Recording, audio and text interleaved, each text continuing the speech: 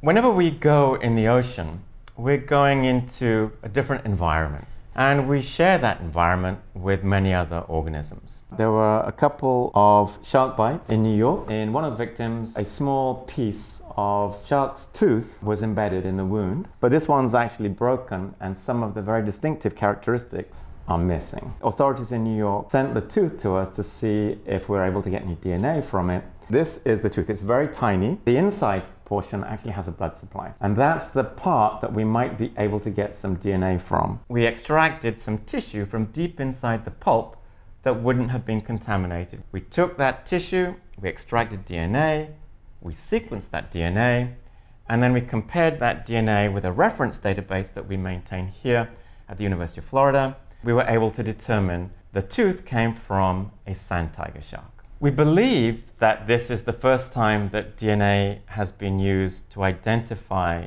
the shark that's bitten somebody.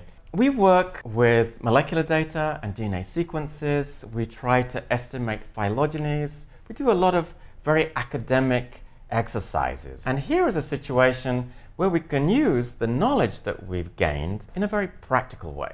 Whenever there's a shark in the water, they're not going to hunt you down and bite you. What I want people to understand about sharks is these are fascinating animals about which we know practically nothing. We don't know why their DNA evolves so slowly. We don't know how they can go into fresh water and then back into salt water. That's a ridiculous thing that they can do effortlessly. If the Loch Ness Monster was next to you, would you be excited or would you be frightened? I'd be both. These things are amazing, and yet we've all learned to fear them. Humans have been around for about 3 million years, and sharks as a lineage for 400 million years. They're 100 times older than we are.